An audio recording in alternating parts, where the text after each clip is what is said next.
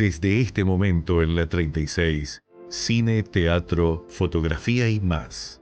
Entreacto Cultural. A cargo del crítico Fernando Palumbo.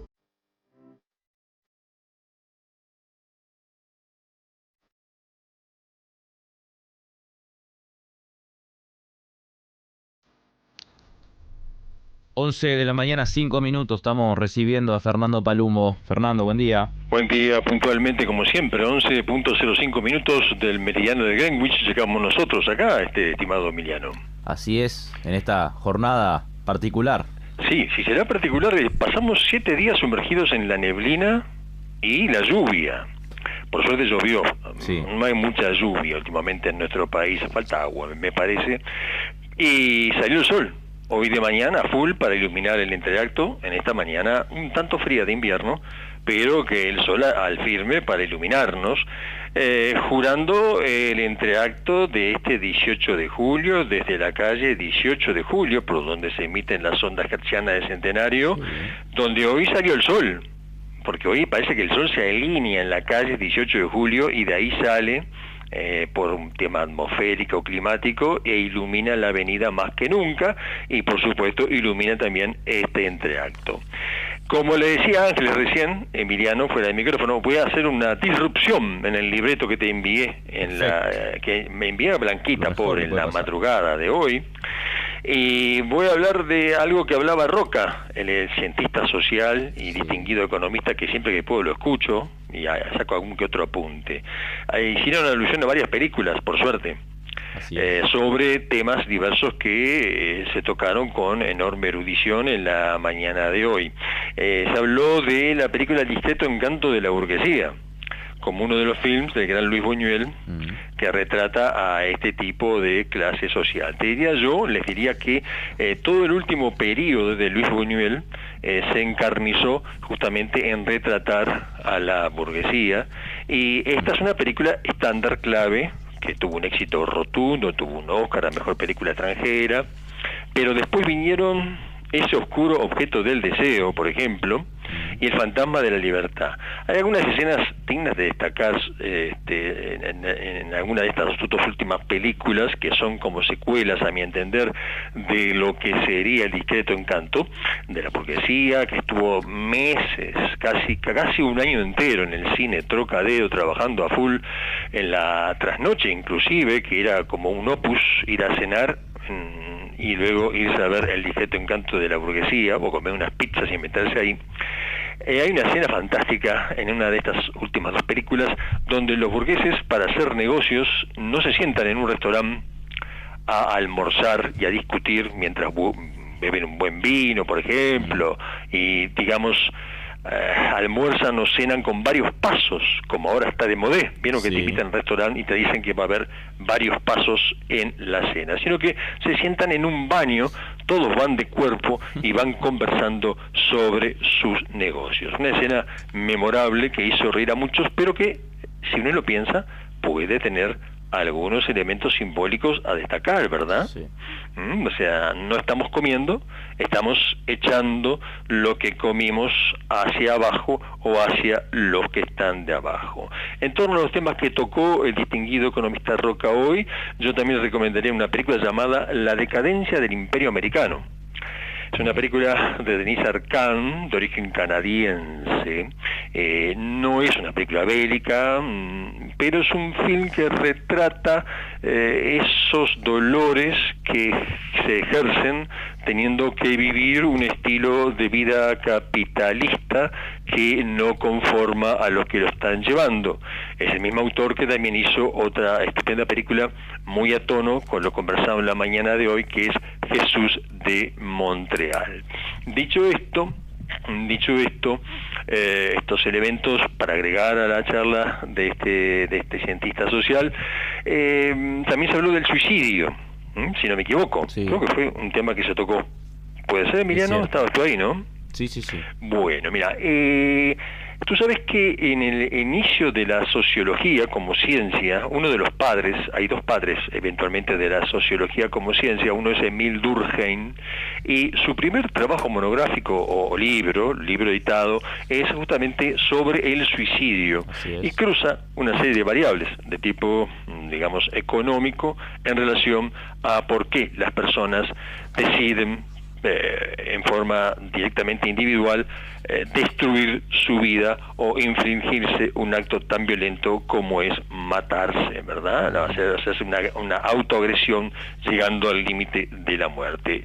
Un elemento a acotar, el trabajo de Durkheim, que dio además origen el tema del suicidio a las investigaciones sociológicas.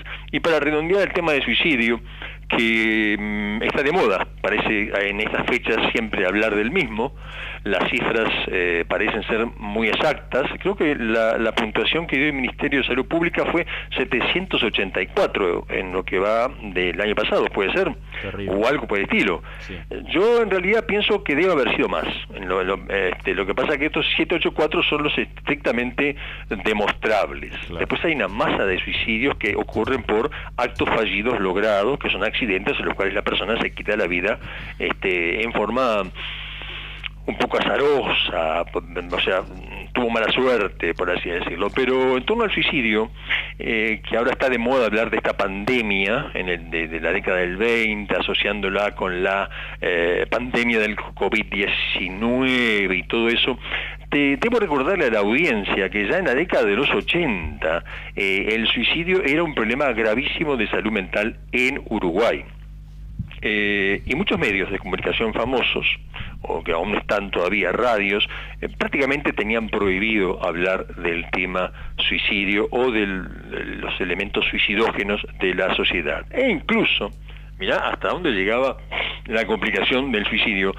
Aquel director cultural de la Alianza Uruguay-Estados Unidos, el buen actor, de todos puntos de vista, el buen actor Enrique Rack, llegó a poner en escena una obra de teatro, algo así como un tal Alfonso, que hablaba de la vida de un adolescente que había elegido el camino del suicidio. La obra no estuvo mucho en cartel, no fue un buen espectáculo, no colmó expectativas, pero ya desde aquel entonces, y desde qué tienda, por otro lado, se estaba insinuando que el suicidio sigue siendo uno de los grandes males y pandemia que tiene en nuestro país, que a mi entender, honestamente, les digo ya como operador de la salud mental que siempre fui, no tiene una pronta solución. Las cifras se van a mantener básicamente en este estándar, al igual que las cifras de accidentes automovilísticos, que son tremendas.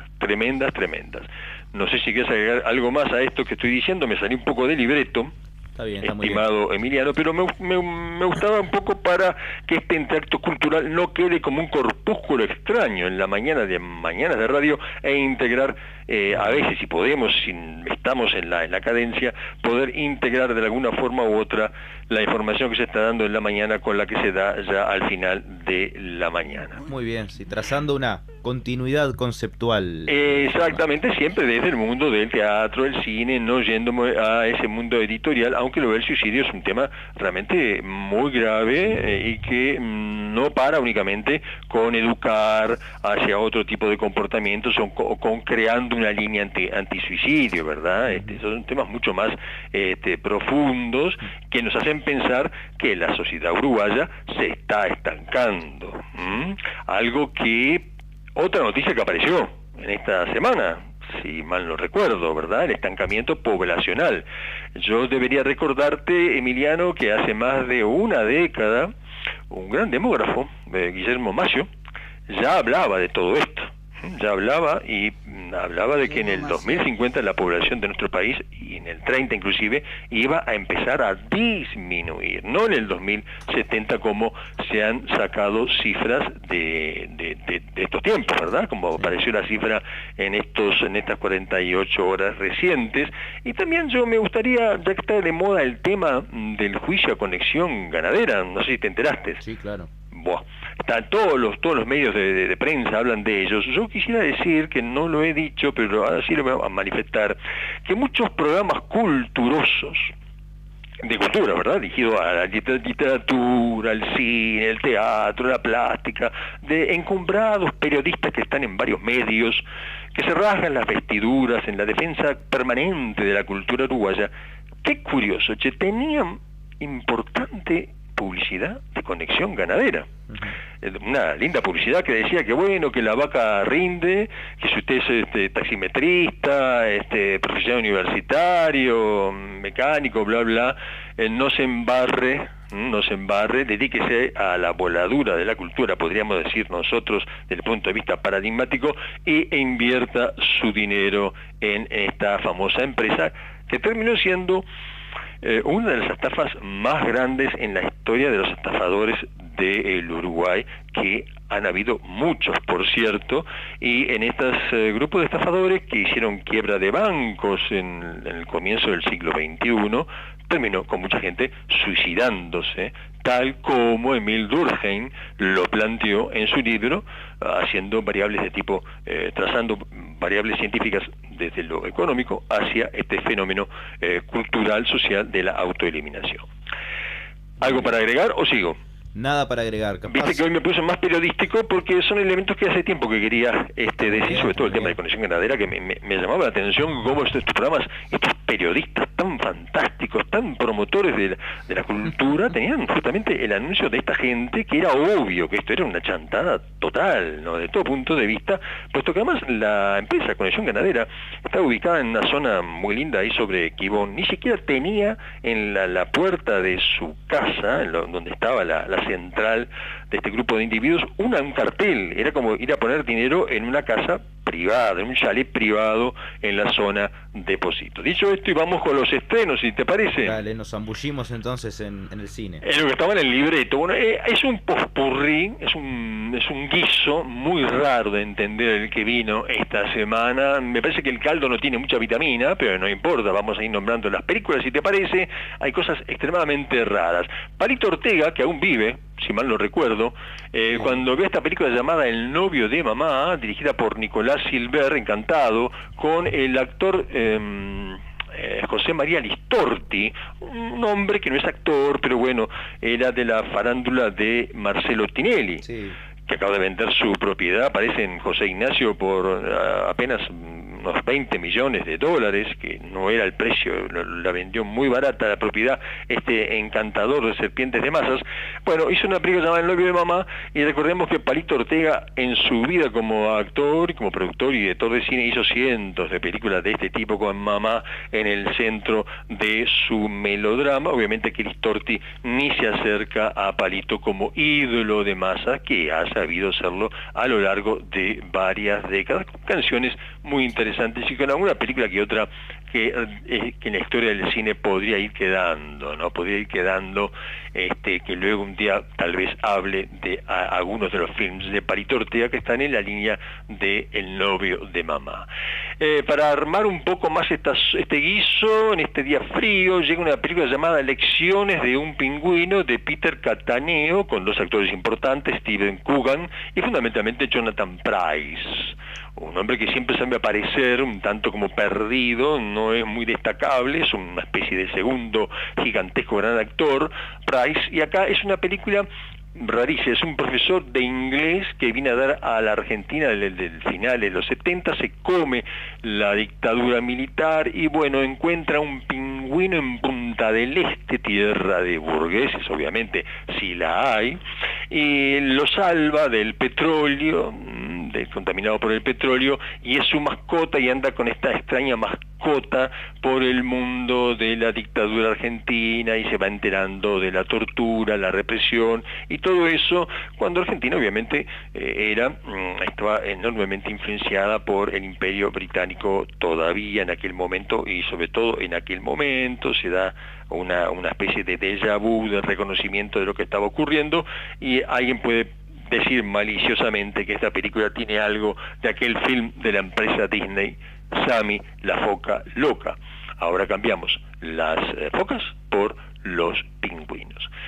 Por si fuera esto poco, llega un western aquí al Uruguay, dirigida por Viggo Mortensen, producida por este individuo, una coproducción canadiense, mexicano y de Reino Unido, Estados Unidos, y la mar en coche, parece que entró plata por todos lados. Viggo Mortensen, esta película que ya es del 23, este individuo que parece que se crió en la Argentina, estuvo en Uruguay en su momento, un veranito, tiene mucho cariño por el Río de la Plata, por el tango, por el bife chorizo y todo eso tan argentino, y hace esta película que tiene otro título, algo así como que la muerte no es una herida. Es un film típicamente de western, con la famosa guerra civil de la secesión norteamericana en el siglo XIX, de por medio, una historia de amor de este individuo que tiene una especial atracción por nuestros barrios. Lo veo siempre a Mortensen con muy buena intención, pero medio como cara de despistado el hombre, ¿no? Como desorientado. Bueno, filma esta película donde es el protagonista, el galán, es todo un poco en este film que está llegando a Montevideo. Dicho esto, hay que agregar a la nómina de estrenos, yo no tengo la culpa que se estrene todo esto, una película que tiene un título Voyeur, se llama Sé lo que hicieron el verano pasado. Parece puesto por una mamá que descubre lo que las hijitas y los hijitos hicieron en la playa ese verano, pero no es así, es una película de terror, es la película de terror de la semana, en torno a justamente un individuo, un grupo de adolescentes que comete un accidente, son parte o culpables de un accidente, intentan borrar eso que ocurrió y viene la venganza por parte de un enmascarado, encapotado, que con un garfio los va descuartizando. No hay mucho más que una película de splash o terror sanguinoliento en este título, que es estreno de la semana de hoy aquí en Montevideo. Y si alguno de ustedes que nos están escuchando en todo el mundo, por los mensajes que me están llegando, por esas casualidades, quiere ver cine chino, puede ver la película A la deriva, que cayó como peludo sin regalo. Yo me enteré en la noche de ayer, de Jiang Chang-he, un film que nos estaría mostrando el transcurrir y vivir de los chinos en la China actual, una película romántica, como son muchas películas chinas. Va únicamente en Cinemateca Uruguaya a las 19:20 si no llegan en la hora, porque no hay ómnibus o no tienen plata para el pecero. Bueno, no la van a poder ver. Y dicho esto, y para ir redondeando y dirigiendo nuevamente al amigo Roca, que parece que el economista también le gustaba jugar al básquetbol, se mantiene en cartel una sola función, la película de Federico Lemos, La otra pelota, historias del básquetbol uruguayo. Está muy bien logrado este documental, un tanto lento, en parte porque los que declaran ya son todos panzudos, algunos altos, otros no tan altos, y nos cuentan algo de la historia de nuestro básquetbol. Aquellas personas que vayan a ver algunos de estos estrenos que acabo yo de mencionar, y algunos que voy a criticar en un ratito nomás si tengo tiempo, les digo que no cometan el error de ir a ver La Quimera del Oro, la legendaria película de 1925 del magistral Charles Chaplin, que está remasterizada en 4K,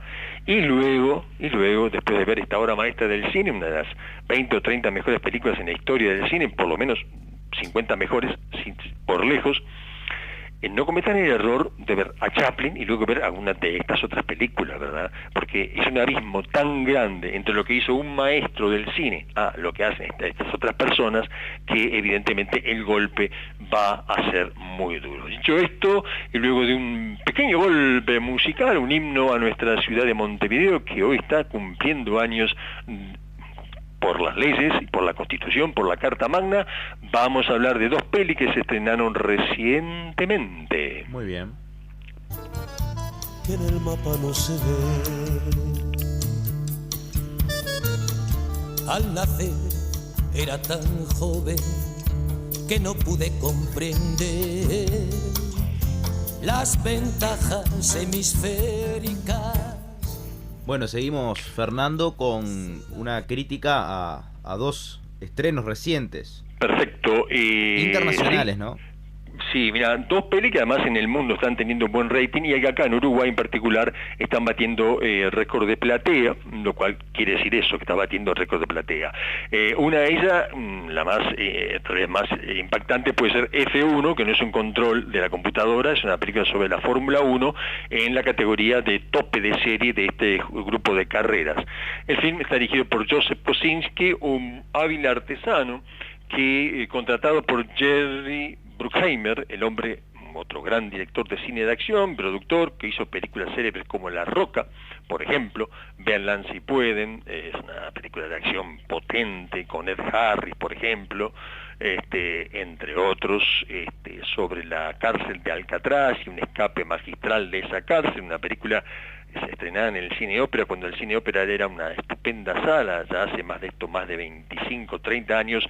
Llega F1, la película de Kosinski, que siempre falla en la parte de fórmulas, de lo que es la parte dramática, no es un buen libretista.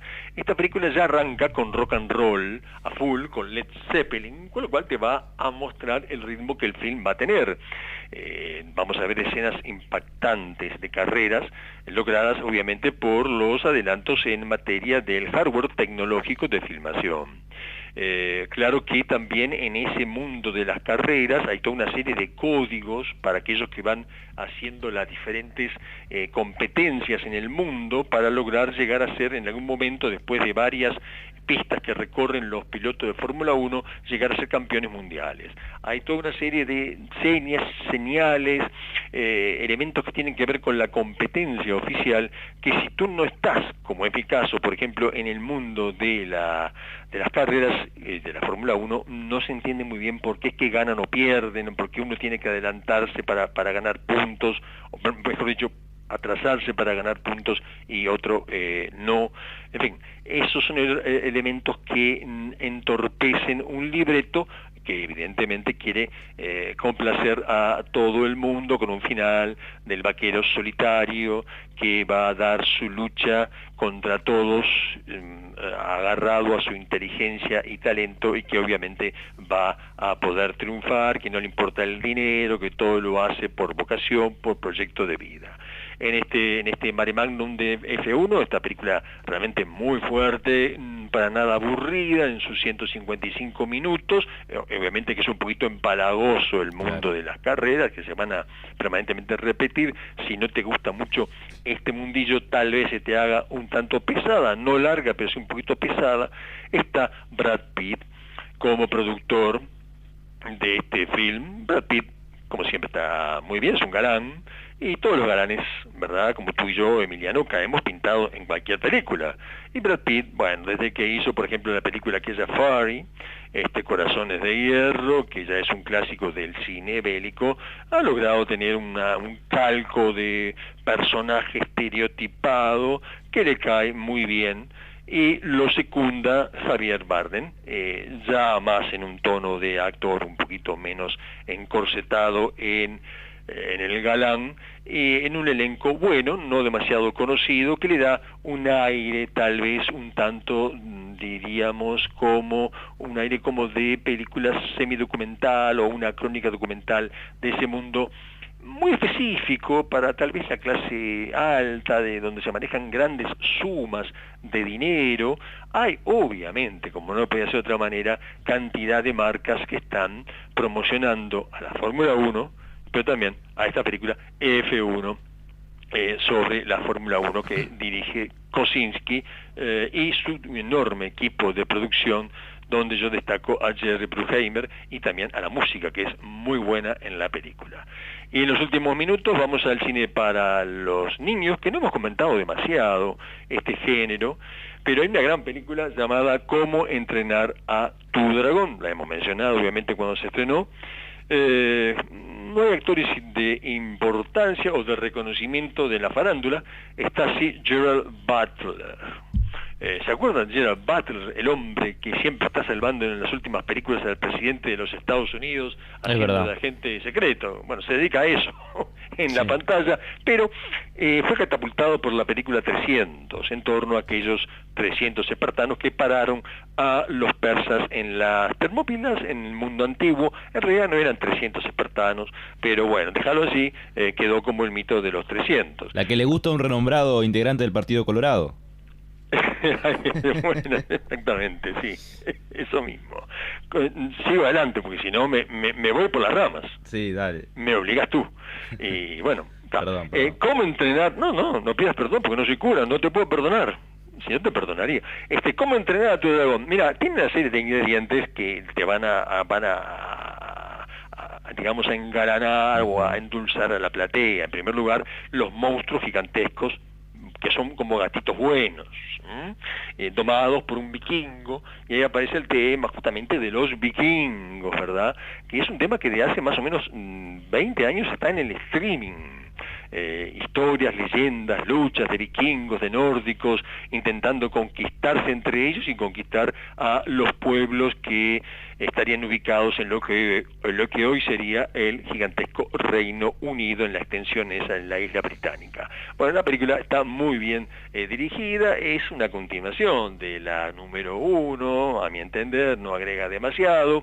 La moraleja es que, bueno, que a veces peleamos con un enemigo que no es exactamente tu enemigo, que es tu vecino, y que sería mucho más fácil entenderlo, comprenderlo y de alguna manera acercarse a él por la vía pacífica, y entender que hay otros que están por detrás de ese enemigo, manejando a ese enemigo virtual, a ese vecino que aparentemente es muy malo, que son los que realmente se están dedicando a destruir y matar a tu aldea. De lo que hay para cine de niños, o infantil, o menudo, chicos, sí, adolescentes, púberes, es de los títulos más completos. La semana que viene posiblemente vamos a hablar un poco más de este cine para la gente menuda, para los chicos, y también vamos a hablar de ese mundo gigantesco y vasto del streaming que hoy por hoy se está expandiendo cada vez más. Cuando uno entra a una plataforma, cualquiera esta sea, empieza a ver que hay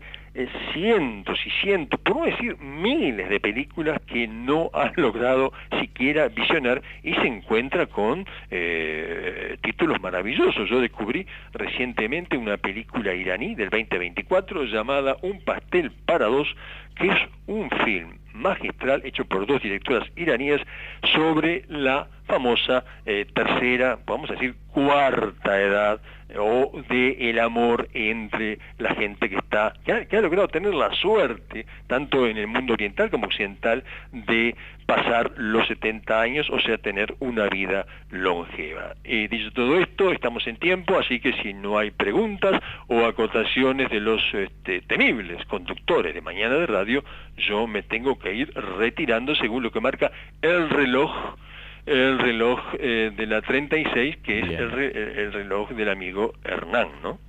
Sí, que ya está. El Hernán Time, Hernán Time. Con el reloj afinado. Así que, Fernando, muchas gracias como siempre. Muy valioso tu aporte en esta mañana y cada viernes. Nos encontramos el viernes que viene. Sí, porque tenemos que hablar de streaming, y te voy adelantando una cosa que es un dato económico, ya que hoy estuvimos con temas económicos en la mañana de radio muy impactantes. Si vos sumas lo que cuestan hoy por hoy 3 plataformas, pagar 3 plataformas, más el YouTube, que es gratuito si querés, te va a hacer más barato que una pareja vaya al cine todas las semanas, si a eso le sumamos todavía el precio del bus, del pecero, que todos los años aumenta bastante. Esto es un dato muy interesante que conspira desde el punto de vista económico con ir al cine todas las semanas. Sin duda. Dicho esto, ahora sí, me despido, no aburro más, hasta luego. Abrazo grande, hasta la próxima. Hasta el próximo viernes. Chao.